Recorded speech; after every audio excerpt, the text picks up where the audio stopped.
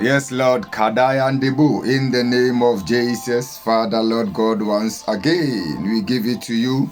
You are our Lord, you are our God. May your name alone be exalted for what you have done for us. We give you the glory because it is you who has given us this day. We say, may your name alone be exalted and may your name alone be lifted up for what you have done for us in the wonderful name of Jesus Christ. As your word is coming this hour, may you, mighty God, give us a heart to receive it and the strength to do it in Jesus' name. Amen. Welcome, saints, children of God. May the Lord God blesses you once again for tuning in. We are just this hour about to continue the message, which is just a continuation, a message that I did entitle Fix Your Mind on God.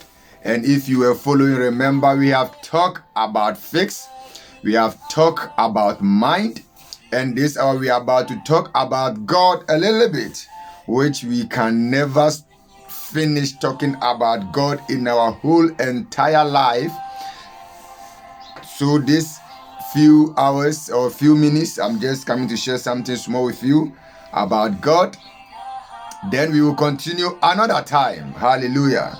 So fix your mind on God in this chaotic world as the world keep on, hurting, as the world keep on becoming, sour every day. But in the other day, the prophet said something which is so interesting according to the book of Daniel chapter 11 verse 32. And he said, for they that know their God, they shall stand and do exploit. No matter how the world is going, no matter how the world is becoming, the prophet said, for they that know their God, for they that have their mind fixed on God, they shall stand and do exploit. So if somebody tell you you can stand and do exploit, meaning there is some challenges, there is some struggles, there is some wars, there is some chaos and etc. But that for they that know their God, because why? You can't know God and fail. You can't know God and crash. You can't know God and get stuck in darkness. So he said, for they that know their God. In the other words, for they that have their mind fixed on God. So where is your mind? What is going on in your mind? What are you thinking of? What are you meditating on? And what is in you at this hour? Hallelujah. And who is God? As I've said, we can never finish talking about God. But where in the scriptures Moses asked God, or when God appeared to Moses to send him to his children, that he is about to visit them and deliver them from their challenge and from their affliction, Moses asked God, if I go and your people ask me who has sent me, what must I tell them, or what must I say to them? And the word that God gave him, or the answer that God gave him, if in case they ask you, just tell them, I am has sent you. Hallelujah. According to the scriptures in the book of Exodus, he said, tell them that I am has sent you. And what the meaning of that I am is that I am that I am. Hallelujah, has sent you. Meaning, I will become what I want to become. I will do what I want to do. I will create what I want to create. In fact, I exist on my own. You need me as a human being. You need me, God, to survive. You need me, God, to do exploit. You need me, God, to go high. You need me, God, so that you can live. But I, God, doesn't need you before I live. In fact, I was, and I even create everything before I create you as a human being, according to the book of Genesis. God created everything before he did created Adam. Meaning he is a God who can live without a man. Because we don't know how many, after God finished created the heavens and the earth and everything that is in, don't know how long it did take before he created a man. Maybe a year, maybe 500 years, 1,000 years, or how long it is. Meaning God was there, he was existing, he was doing his things before he even created a man. So God doesn't need a man to survive, but man need God to survive. So he told Moses that tell them that I am has sent you. I am the one who depend on myself. Hallelujah. So you getting your mind fixed on God, let you see possibilities even in challenges or in troubles. You getting your mind fixed on God, it means he is a God of possibilities. He is a God who called what is not there to be there. So if you have your mind fixed on that God, it's the same as your life will be. Hallelujah. So meaning fixing your mind on God or who God is letting your mind see possibilities in every time or every hour. Hallelujah.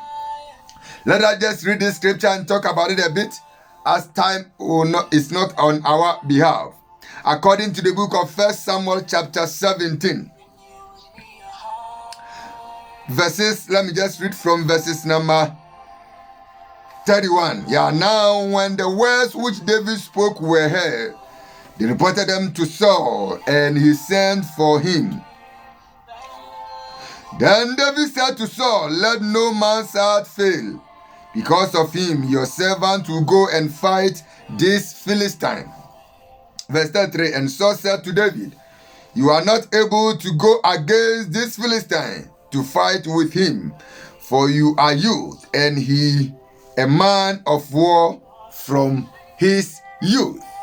That is the words that King Saul was telling David after Goliath has tormented them, Goliath has oppressed them, Goliath has suppressed them. After the challenges has tormented you, the challenge has tormented you, has oppressed you, has suppressed you, has stressed you, and so forth. And this is what David said. But David said to Saul, your servant used to keep his father's sheep, and when a lion or a bear came and took a lamb out of the flock, verse 35, I went out after it and struck it and delivered the lamb from its mouth. And when it arose against me, I caught it by its bed and strike and kill it. Verse 36, your servant has killed both lion and bear, and this uncircumcised Philistine will be like one of them. Since he has defied the armies of the living God. Moreover, David said, the Lord who delivered me from the paw of the lion and from the paw of the bear, he will deliver me from the hand of these Philistines too. Hallelujah. This is the words of David, which came to Saul when David chose to fight Goliath. Does not mean Goliath was not existing. Goliath was rare. And Saul was telling the fact about Goliath to David, that this is how this man is. This is how this challenge is. This challenge has been in this family for so long. This Goliath has been a fighter from his youth. He is strong. He is mighty. He can kill us. He can destroy us. That is why when he talks, all of us pack and go home. All of us kept quiet. All of us stayed back. Why? Because we know this guy and what he can do. But when David came to the scene, David saw Goliath in a different way. Does not mean David didn't see that Goliath was tall, Goliath was fat, Goliath was strong, or Goliath can kill him. But when you read the verse 37, David said, moreover, David said, the Lord who delivered me from the paw. It means David's mind was on God. And when we are talking about God, we are talking about the word. We are talking about the scriptures. We are talking about the Bible, because we know God through the word of God, through his words, through his action, through what he has done and what he can do and how he can perform. So here, David's mind was on God, and by his mind fixing on God, help him to see the challenge in a different angle.